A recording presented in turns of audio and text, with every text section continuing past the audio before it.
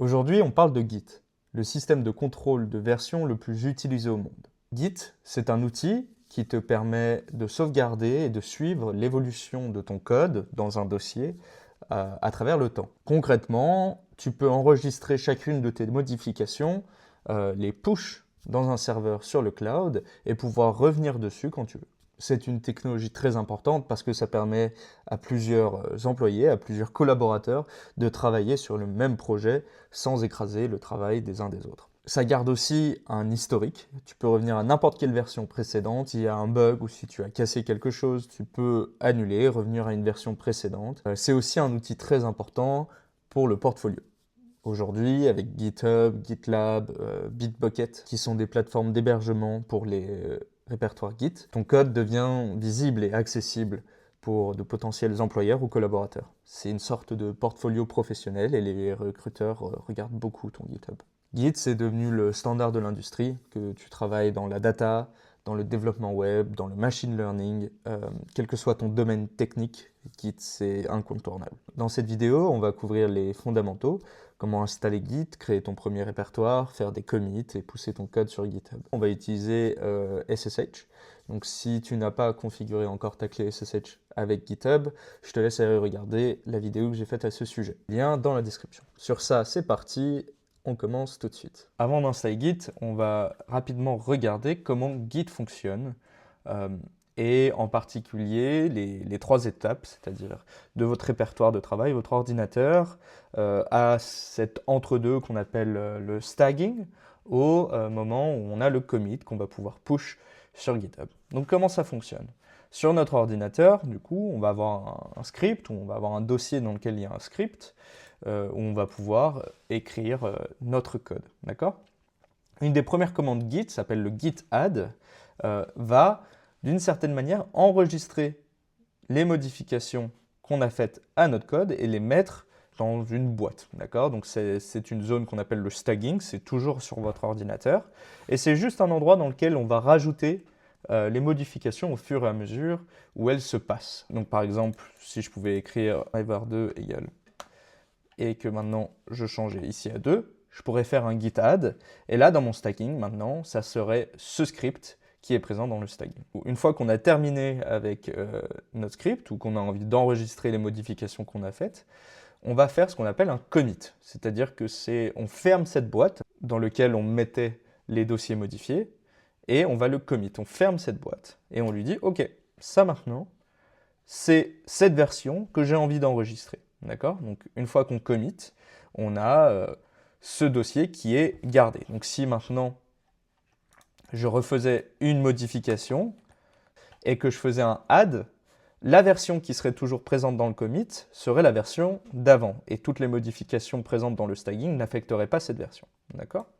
Et il y a cette dernière étape qui s'appelle un peu le push, où en fait notre répertoire qui a été commit, on va le push à notre répertoire sur GitHub pour pouvoir le garder en ligne. Si on faisait ça avec la version maintenant, hop, on aurait bien A qui est présent avec myvar2 égale 3. D'accord?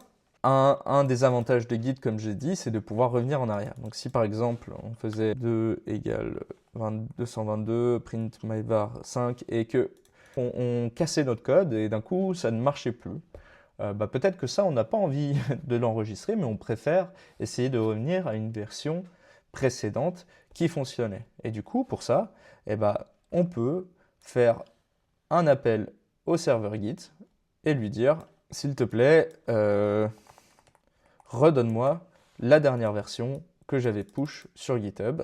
Et de cette manière, on pourra récupérer directement depuis notre terminal le code qui fonctionnait. J'espère déjà que ça donne une petite idée de comment ça fonctionne. Maintenant, on va le mettre en pratique pour que ça soit très clair. La première étape, c'est vérifier si Git est déjà installé. Donc, je te laisse ouvrir un terminal sur ton ordinateur et on va juste écrire git version. Donc moi, c'est déjà installé. Si toi, ce n'est pas le cas, on va aller sur le site officiel de Git. Dans Google, on va écrire installer Git. Hop. On va sur le premier site, Git install. Et là, il nous laisse choisir quel est notre système. Donc on va aller sur Mac. Et ils nous disent d'installer avec Homebrew. Donc Homebrew, si vous ne l'avez pas, on va aussi aller l'installer. Donc Homebrew, c'est une sorte de système pour installer des nouveaux packages et des applications sur ton ordinateur depuis le terminal. Donc on va copier-coller cette commande et on va juste la rentrer dans le terminal et on va appuyer Entrée. On dit Entrée, Entrée. D'accord. Et comme ça, maintenant on peut vérifier que Brew a bien été installé. On fait Brew version et on a bien la version de Brew. Maintenant, on peut retourner sur le site de Git et ils nous disent de faire brew install git. Donc on va copier-coller ça encore une fois dans le terminal. Moi je l'avais déjà installé, mais ça l'update. Et juste comme ça, maintenant on peut regarder git version. Et normalement, vous devriez être bon. Maintenant, la prochaine étape, c'est de configurer l'utilisateur et l'email que tu vas utiliser avec Git. Donc ici, c'est important que tu utilises l'email de ton compte GitHub. Donc on va écrire git config de -global. On va d'abord configurer notre nom. Donc ici, je te laisse rentrer ton nom. Tu appuies sur Entrée. Ensuite, on va configurer ton email. Et donc ici, il faut que tu rentres l'email que tu as utilisé pour ton compte GitHub. Et maintenant, on peut vérifier que ça a bien été enregistré. On va faire guide config list. Et là, vous allez voir apparaître en bas de votre écran les informations que vous avez rentrées. Une fois que tout ça c'est bon, on est prêt à commencer un nouveau répertoire Git sur notre ordinateur. Donc un répertoire, c'est un projet qu'on va versionner avec Git. Concrètement, c'est juste un dossier sur notre ordinateur dans lequel on va initialiser Git. Donc regardez où vous vous situez et allez dans un endroit où vous allez pouvoir gérer vos projets. Et on va créer un dossier. On va l'appeler Git First Repo. Hop. On rentre dedans. Et maintenant qu'on est dans ce dossier, on va écrire la commande git init. C'est-à-dire, on dit à Git, OK, je veux que tu commences un tracking des éléments dans ce dossier. Et donc maintenant, si on regarde dans les éléments, on a bien un point Git qui vient d'être initialisé. Donc c'est un dossier qui contiendra l'historique de nos versions. Et on peut voir qu'on est bien connecté à la branche master. Tout ce qui est le sujet des branches, on en parlera dans une autre vidéo. Donc, on va commencer par créer un fichier. Donc, on va faire echo, voici l'explication de ma pipeline. Et on va dire, créer ça dans first script, on va l'appeler, .txt. D'accord? Donc, si maintenant on regarde, on a bien un first script.txt. Et maintenant, on va utiliser la commande git status. Là, git status, ce qu'il nous dit, c'est que on a un fichier qui est dans ton répertoire à ce moment que Git n'est pas en train de suivre, d'accord? Donc on a bien ce first script qui a été créé mais qui n'a pas encore été commit sur le répertoire Git. Et donc ils nous disent de faire git add avec le fichier. On va faire ça. On va faire git add first script. Et maintenant, si on fait un git status, eh ben, on nous dit que maintenant, les modifications sont bien mises dans le paquet. D'accord? Donc, dans cette première version, dans le staging, quand on est prêt, on peut commit et fermer ce paquet et avoir le répertoire qui est validé. Donc, on va faire ça. On va écrire la commande git commit. Et ici, il faut toujours entrer un texte à notre commit. Donc, quelque chose qui nous permettra dans le futur de comprendre qu'est-ce qu'on a fait à ce moment-là, qu'est-ce qu'on a commit de notre répertoire. Donc, on va faire "-m", et ici, on va écrire un titre, un nom, pour décrire ce qu'on a fait. Donc ici, on peut dire premier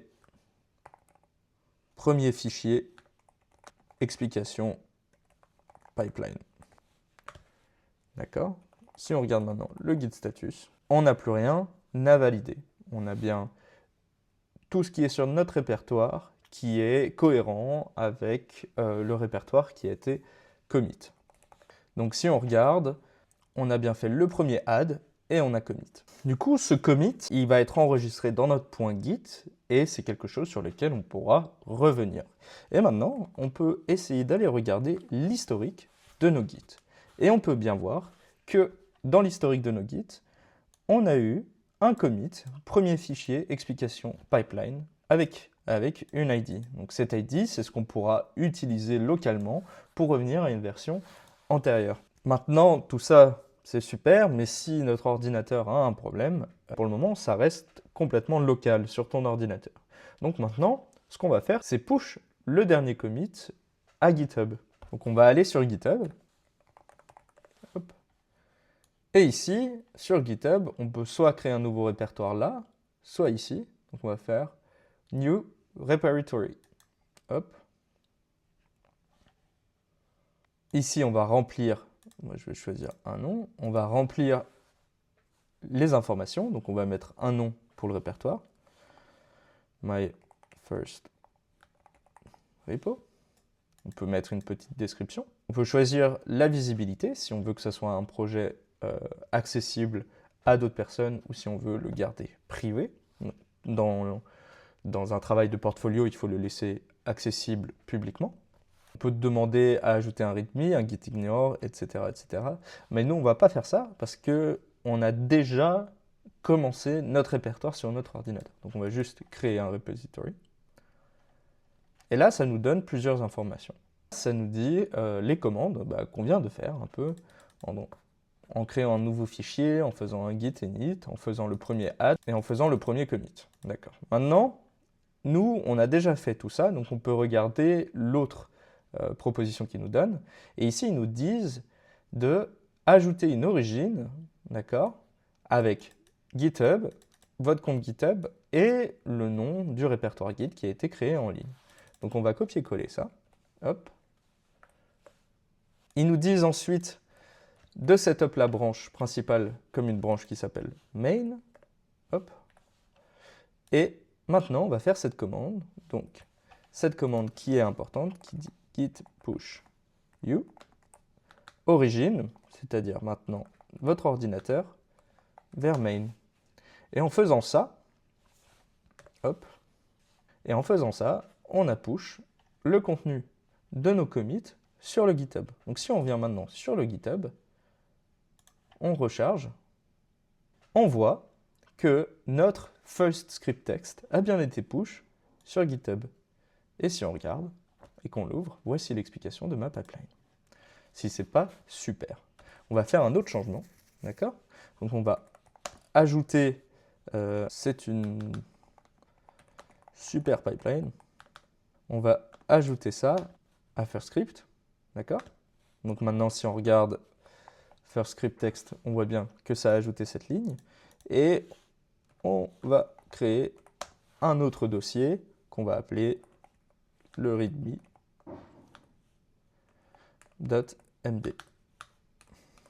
Donc maintenant, si on fait un git status, ça nous dit, ah, il y a first script qui a été modifié et il y a un nouveau fichier qui a été ajouté. On peut faire aussi la commande JSS pour y voir un peu plus clair avec m modifié et readme en mode qu'est-ce que c'est que ce fichier, il faut l'ajouter. On va les ajouter. Alors maintenant, au lieu de faire add fichier par fichier, on peut faire git add point. Ça va ajouter toutes les modifications qui ont été vues par Git. On fait git add, on fait git commit added readme, git push you origin main. Hop. Ça nous dit que ça a été fait. On retourne sur le GitHub, on recharge, et on a bien notre readme avec dans first script text. C'est une super pipeline. Maintenant, on va refaire un git log, et on a bien les différents logs qui ont été enregistrés. Imaginons que maintenant, on était en train de faire un edit sur ce file. Alors là, je l'édite directement depuis GitHub, mais peut-être qu'en pratique, ce serait un collaborateur a fait un changement, a commit ce changement et a push ce changement sur le répertoire Git que vous partagez, et vous aimeriez récupérer les changements qu'il a fait dans votre ordinateur. Voici le changement fait en ligne. Hop. D'accord? On peut faire commit changes, donc ça nous demande de mettre un commit, etc. Hop, commit change. Maintenant, nous, dans notre ordinateur, si on regarde et qu'on ouvre cat first script, on n'a pas ce changement. Mais si on écrit la commande git pull, hop, ça nous dit que ça a bien récupéré quelque chose et ça a récupéré une ligne de first script. Et du coup, maintenant, si on fait cat first script, on a bien le changement qui a été fait en ligne, qui est à présent dans notre répertoire sur notre ordinateur. Ok, maintenant dernier scénario, imaginons qu'on ouvre first script et que là on commence à écrire n'importe quoi, d'accord? On sauvegarde ça et en fait plus rien ne marche et on aimerait pouvoir revenir à la version précédente qui fonctionnait. Donc maintenant, on va pouvoir faire la commande git restore, d'accord, avec le nom du fichier. Et ça, si on réouvre maintenant git first script, c'est revenu à la dernière version commit de ce fichier. Encore une fois, on peut le faire en choisissant un fichier en particulier ou avec un point. Donc j'espère que c'était utile, que ça a marché de votre côté, que vous avez compris. Donc avec toutes ces commandes, vous avez 90% des commandes les plus utiles, surtout quand on parle de développer son portfolio. Si vous commencez à travailler avec des collaborateurs, je vous laisse aller regarder plus d'informations sur comment gérer le développement de différentes branches en parallèle et comment les merge. Mais pour ce qui est de notre cas, on va s'arrêter ici. J'espère que ça vous a plu et on se parle bientôt. Ciao!